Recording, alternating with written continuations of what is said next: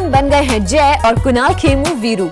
ये दोनों असल जिंदगी में तो गहरे दोस्त नहीं हैं, लेकिन फिल्म जय वीरू से दोस्ती की नई मिसाल कायम करने की कोशिश कर रहे हैं।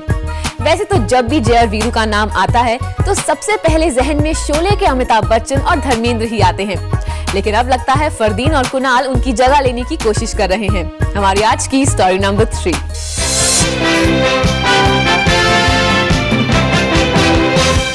शोले ने न जाने कितने फिल्म मेकर्स को इंस्पायर किया है। कई सालों से इस लैंडमार्क फिल्म से प्रभावित होकर फिल्में बनती आ रही हैं। कुछ इसके थीम से इंस्पायर होकर तो कुछ इसके कैरेक्टर से।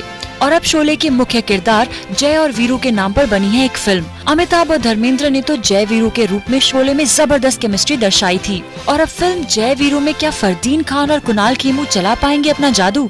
Jay and Veeru being the iconic names for friends in Hindi cinema, it immediately clicks with there's a story about friendship and that's pretty much what we wanted and just worked really well. Definitely मेरे जहन में भी पहले वही आया था, लेकिन मुझे कहीं ना कहीं एक ऐसा टाइटल है जय वीरू सुनते ही आप एक बार फिर उसे सुनना चाहते हैं। हम कहते अच्छा व्हाट्स इट अबाउट, जानना चाहता हूँ।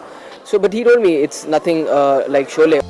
अब तक बॉलीवुड में जब भी दोस्ती की बात की जाती है तो शोले के जय और वीरू की मिसाल दी जाती है, लेकिन इसके अलावा शायद एक्टर्स को और भी ऐसी जोड़ियां याद आती हों जिनकी दोस्ती ने इन्हें काफी इम्प्रेस किया है। दोस्तों में हमेशा जय वीरू ही याद आते हैं, वरना ऐसे तो सीता और गीता हैं, राम और श्याम हैं, बॉनी एंड क्लाइड है, बंटी और बबली है। आई थिंक ओनली जय Veeru first. Laura and Hardy, English में सब कुछ पता है। फरदीन और कुणाल दोनों ही अलग अलग फिल्मों में अपनी कॉमेडी दिखा चुके हैं, लेकिन अब जब ये दोनों आए हैं एक साथ तो उम्मीद है कि ये जोड़ी धूम मचाएगी।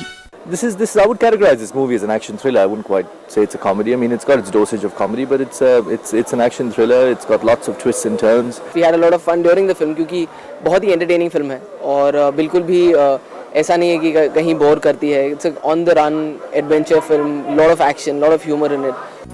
यहाँ इस फिल्म का गाना फिल्माया जा रहा है जिसमें फरदीन और कुणाल का कॉमन इंटरेस्ट है एक्टर महक। सभी मस्ती में नाच रहे हैं और फरदीन भी खो गए हैं मस्ती के सुरूर में। इस तरह का बिंदास बॉलीवुड डांस फरदीन ने आज तक तो नहीं किया है, तो क्या फरदीन को इस गाने के जरिए बिंदास होने का मौका मिला है?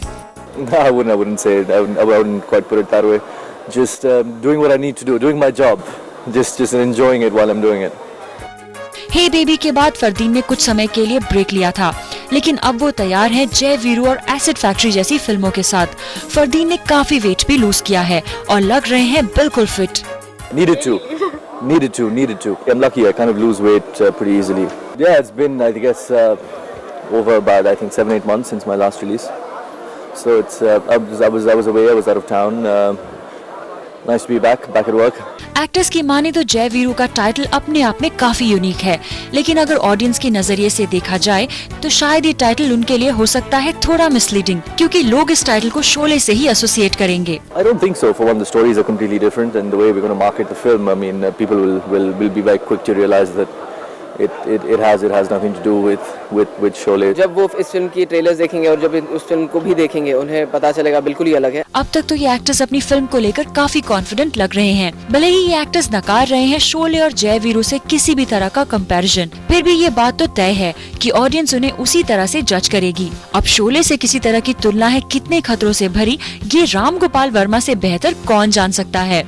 रोमा श्रीवास्तव, ज़ूम, मुंबई।